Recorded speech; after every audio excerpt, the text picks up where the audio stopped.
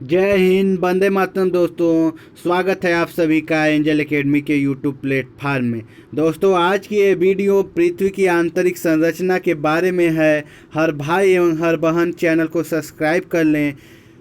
दोस्तों, ऐसी ही बेहतरीन वीडियो पाने के लिए चैनल को आज ही सब्सक्राइब करें तथा बेल आइकन को ज़रूर से प्रेस करें।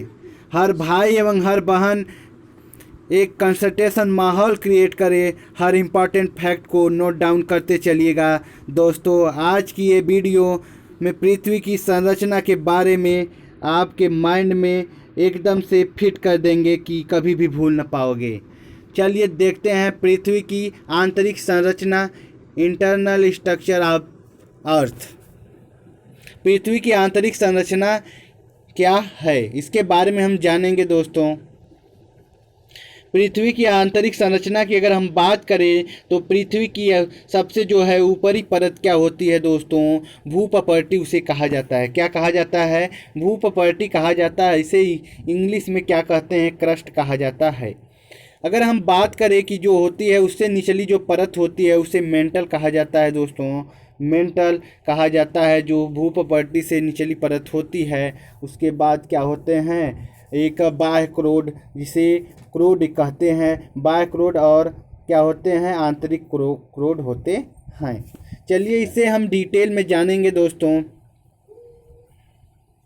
अगर हम बात करें कि तो भूपपर्टी पर किसका मिश्रण होता है? सियाल, सिलिका और एल्युमिनियम का होता है। दोस्तों, इसे डिटेल में देखेंगे। चलिए पहले हम देखते हैं पृथ्वी की आंतरिक संरचना, internal structure of the earth. पृथ्वी की आंतरिक संरचना की अगर हम बात करें दोस्तों, तो पृथ्वी की जो है आंतरिक संरचना एक स्थल की अर्थात परतों के रूप में है। क्या है दोस्तों? एक स्थल की अर्थात परतों के रूप में है। जैसे क्या होता है? प्याज के छिलके परतों के रूप में होते हैं। क्या होता है? प्याज के छिलके के परतों के रूप में होता है। अगर हम बात करें जो हमारी पृथ्वी की जो आंतरिक संरचना है, प्याज जैसे हम प्याज का छिलका नहीं निकालते हैं उसी की तरह है। इन परतों की मोटाई का सीमांकन रासायनिक अथवा यांत्रिक विशेषताओं के आधार पर किया जा सकता है। अगर हम बात करें कि दोस्तों इन परतों की मोटाई का जो है सीमांकन किसके रासायनिक और यांत्रिक विशेषताओं के आधार पर किया जा सकता है। चलिए नेक्स्ट स्लाइड की तरफ चलते हैं। दोस्तों, पृथ्वी की आंतरिक संरचना को देखते हैं। जो है हमारा जो है सबसे बाहरी जो है परत आपको देख रहे हैं फिगर में कि क्या है? क्रस्ट है। उसके बाद क्या है दोस्तों? मेंटल है। मेंटल के बाद क्या है? क्रोड है, आउटर कोर है और इनर कोर है। चलिए हम देखते हैं पृथ्वी की आंतरिक संरचना क्या है। पृथ्वी की सबसे ऊपरी परत को क्या कहते हैं दोस्तों? हम पहले ही बता दिए आप सभी को। पृथ्वी की सबसे ऊपरी परत को क्या कहा जाता है? भूपपर्टी जो है एक ठोस परत है। पृथ्वी की जो सबसे ऊपरी परत भूपपर्टी है एक ठोस परत है। मध्यवर्ती पटल जो है मध्यवर्ती जो है जो मेंटल अत्यधिक गाढ़ी परत है। जो है मध्यवर्ती जो पटल है अत्यंत गाढ़ी परत है। और बाह्य परत क्रोड है, जिसे क्या एक तरल एवं आंतरिक क्रोड जो है ठोस अवस्था में होता है। पृथ्वी की संरचना के बारे में जानकारी के स्रोतों से दो हिस्सों में विभक्त किया जा सकता है। प्रत्यक्ष स्रोत, जैसे प्रत्यक्ष स्रोत में क्या क्या आ जाता है दोस्तों, इसके बारे में हम देखेंगे डिटेल में। भूपपर्टी, चलिए देखते हैं भूपपर्टी क्या है। पृथ्वी की सबसे ऊपरी परत जो है भूपपर्टी ही होती है। तो भी भूपपर्टी जो है पृथ्वी की सबसे ऊपरी परत है, जिसकी औसत गहराई अगर हम बात करें तो कितना किलोमीटर होती है दोस्तों? 24 किलोमीटर होती है। इसकी औसत गहराई कितना किलोमीटर होती है? 24 किलोमीटर तक है। यह गहराई 5 किलोमीटर से जो है 70 किलोमीटर के बीच बदलती रहती है। जो है इसकी गहराई जो है दोस्तों 5 किलोमीटर से 70 किलोमीटर के बीच बदलती रहती है। समुद्रों के बीच में यह कम मोटी क्या होती है? जो भूपपर्टी होती है समुद्रों के बीच में यह कम मोटी समुद्री जो है बेसाल्टिक भूपपर्टी के रूप में होती है। अगर हम बात करें कि महाद्वीप की, महाद्वीपों के नीचे इनका विस्तार अधिक गहराई तक पाया जाता है। जो है भूपपर्टी का जो विस्तार है दोस्तों महाद्वीपों के बीच सबसे अधिक गहराई तक पाया जाता है।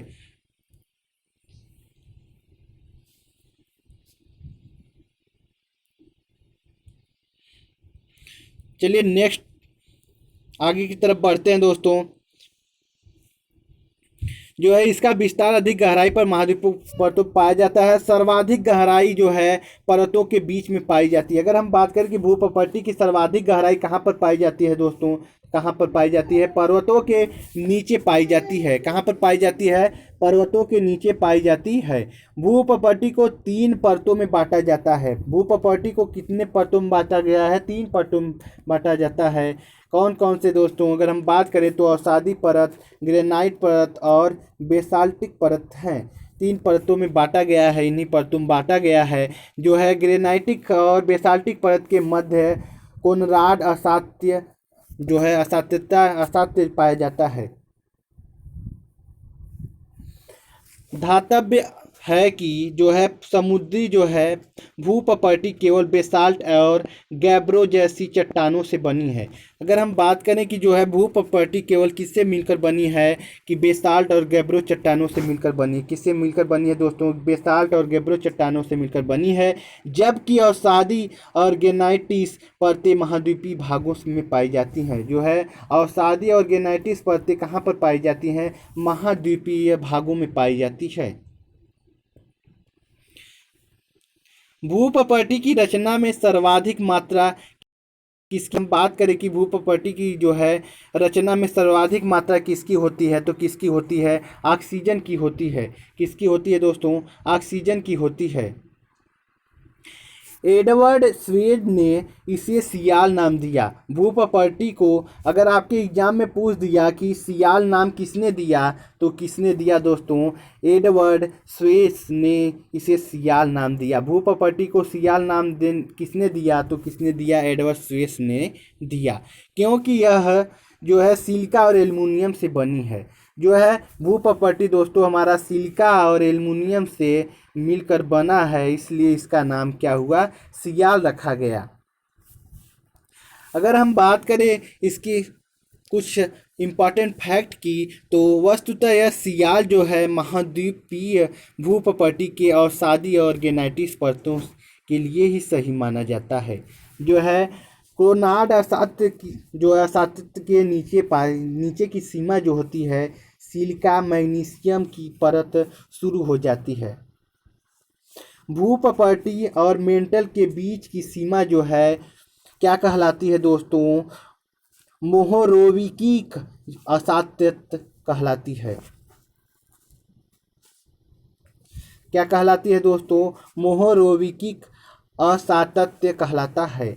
जिसे जो है क्या बनता है? जिसे मोहो के नाम से भी जाना जाता है। जिसे मोहो भी कहा जाता है दोस्तों। क्या कहा जाता है? मोहो भी कहा जाता है। चलिए मेंटल की अगर हम बात करें तो मेंटल भूप्रपट्टी की पहले क्या है सर? भूप्रपट्टी है, उसके बाद कौन सी परत पाई जाती है दोस्तों? मेंटल पाई जाती है। अगर हम मेंटल की विस्तार की बात करें तो मेंटल का जो विस्तार मोहो से लेकर जो है भूप्रपट्टी जो है असातत्य जो है मोहो से लेकर जो है 27,000 जो है 2,790 किलोमीटर की गहराई पर स्थित है। जो है मोहो से लेकर 2,790 किलोमीटर की गहराई स्थित जो है गुटेनबर्ग असातत्य तक है। कहाँ तक स्थित है दोस्तों? गुटेनबर्ग असातत्य तक स्थित है। अगर हम बात करें कि मेंटल का जो है विस्तार कहाँ से कहाँ तक है, तो कहाँ से मोहो से लेकर 2,790 किलोमीटर की गहराई पर गुटेनबर्ग असातत्य तक है। अगर हम बात करें मेंटल की इस निचली सीमा का दाब कितना होता है, तो दोस्तों कितना होता है? इसकी निचली सीमा का दाब कितना होता है? 140 GPa होता है, पाया जाता है। मेंटल में जो है संवहनीय धाराएं चलती हैं। अगर आपके एग्जाम में पूछ दिया कि मेंटल में कौन सी धाराएं चलती हैं दोस्तों, तो कौन सी धाराएं चलती हैं? संवहनीय धाराएं चलती हैं, जिसके कारण स्थल मंडल की प्लेटों में गति होती है। और क्या होती है दोस्तों? स्थल मंडल की जो प्लेटें होती हैं उसमें गति होती है। जो है मेंटल को 2 भागों में बांटा गया है। मेंटल को कितने भागों में बांटा गया है? तो कितने भागों में बांटा गया है? 2 भागों में बांटा गया है, ऊपरी मेंटल और निचला मेंटल। इसके बीच की सीमा जो है किलोमीटर होती है। कितनी होती है दोस्तों? 710 किलोमीटर पर है, जिसे क्या क्या कहा जाता है? रेपिटी असातत्य कहा जाता है। असातत्य कहा जाता है। क्या कहा जाता है? रेपिटी असातत्य के नाम से भी जाना जाता है। मेंटल का जो है गाढ़ापन दोस्तों 10⁻21 और 10⁻24 PAS के बीच में पाया जाता है, जो कि इसकी क्या होती है? गहराई पर निर्भर करता है। किसकी गहराई पर निर्भर करता है? इसकी गहराई पर निर्भर करता है दोस्तों। तो इसकी तुलना में जो है, तुलना के लिए अगर हम धातव्य है कि पानी का जो है गाढ़ापन कितना होता है? 10⁻−3 PAS और कोलतार पिच 10⁻7 PAS होता है। चलिए नेक्स्ट लास्ट टॉपिक है क्रूड। क्रूड के बारे में देखते हैं दोस्तों। क्रूड क्या है? जो है पृथ्वी की जो है सबसे निचली परत क्या होती है? यही क्रूड होती है। जो है जो इसमें क्या हम इसको बताएं दोस्तों, इसके बारे में हम पढ़ें मेंटल किए तो इसे क्या कहा जाता है? इसे सीमा के नाम से भी जाना जाता है। सिलिका और मैग्नीशियम का इसमें मिश्रण है। किसमें है? मेंटल में दोस्तों सिलिका और मैग्नीशियम का मिश्रण है। सिलिका और मैग्नीशियम का मिश्रण है। चलिए हम नेक्स्ट टॉपिक है क्रोड का। अगर हम क्रोड की बात करें तो क्रोड क्या है? जो है पृथ्वी की सबसे निचली परत होती है। क्रोड जो है सीमा परत के नीचे पृथ्वी की तीसरी तथा अंतिम परत पाई जाती है। आपके एग्जाम में ऐसे भी पूछ सकता है कि पृथ्वी की सबसे निचली परत कौन सी है? तो कौन सी है दोस्तों? क्रोड है, जिसे क्रोड कहा जाता है। इसमें निकिल तथा लोहा या फिर आयरन की प्रधानता होती है। इसमें निकिल और लोहे की प्रधानता होती है, इसलिए इस परत का नाम जो है नीफे रखा गया है। इसलिए इसे क्या कहा जाता है? नीफे कहा जाता है। अगर हम बात करें कि इसकी गहराई की दोस्तों, इसकी गहराई क्या है? 2890 किलोमीटर की गहराई से पृथ्वी के केंद्र तक है। अगर आपके एग्जाम में पूछ दिया कि क्रोड की गहराई कितनी है, तो 2890 किलोमीटर गहराई से पृथ्वी के केंद्र तक है। इसका घनत्व की अगर बात करें तो 11 से 12 तक है। औसत घनत्व कितना होता है? 13 ग्राम प्रति घन सेमी होता है। 13 ग्राम प्रति घन सेमी इसका औसत घनत्व होता है दोस्तों। चलिए नेक्स्ट पॉइंट है क्रोड का जो है भार पृथ्वी के भार का लगभग कितना होता है? आपके एग्जाम में पूछ सकता है कि वेरी वेरी इंपॉर्टेंट जो है क्रोड का भार पृथ्वी के भार से कितना होता है? तो कितना होता है? 1/3 होता है। यही जो है यह पृथ्वी का लगभग 16% भाग घेरे हुए हैं। क्रोड जो है पृथ्वी का लगभग 16% भाग घेरा हुआ है। इसको दो भागों में बांटा गया है, बाह्य क्रोड और आंतरिक क्रोड। जिसको कितने भागों में बांटा गया है दोस्तों? बाह्य क्रोड और आंतरिक क्रोड। बाह्य क्रोड की जो है होता है सतह के नीचे लगभग कितना होता है? 2900 से 5150 किलोमीटर तक फैला है। अगर आपसे एग्जाम में पूछ दिया कि जो है बाह्य क्रोड कितना फैला हुआ है, तो कितना फैला हुआ है दोस्तों? 2900 से 5150 किलोमीटर तक फैला है। अगर हम आंतरिक क्रोड की बात करें तो आंतरिक क्रोड है जो है 5150 से 6371 किलोमीटर पृथ्वी के केंद्र तक फैला हुआ है।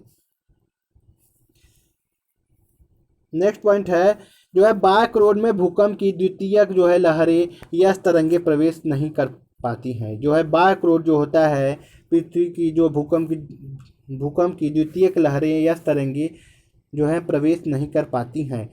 इससे प्रमाणित होता है कि यह भाग द्रव अवस्था में है। क्या है? यह जो भाग है द्रव अवस्था में है।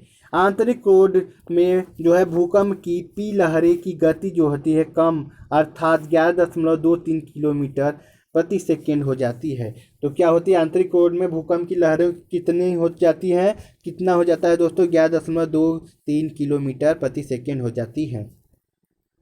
बाह्य क्रोड तरल अवस्था में पाया जाता है क्योंकि यह द्वितीयक भूकंपी तरल एस तरंगों को सोख लेता है। क्या होता है दोस्तों? यह जो होता है क्योंकि यह द्वितीय भूकंपी तरंगों एस तरंगों को सोख लेता है।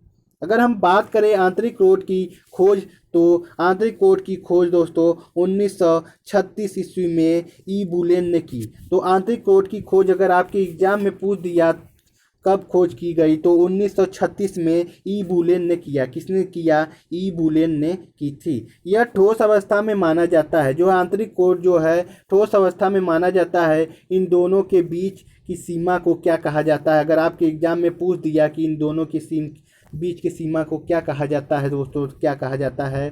आंतरिक और बाह्य कोड के बीच की सीमा को क्या कहा जाता है? क्या कहा जाता है? बूलियन लेहमैन असातत्य कहा जाता है। क्या कहा जाता है? बूलियन लेहमैन असातत्य कहा जाता है। अगर वीडियो अच्छा लगे तो दोस्तों अधिक से अधिक अपने दोस्तों को शेयर करिए। Thanks for watching this video. अब मिलेंगे नेक्स्ट वीडियो में।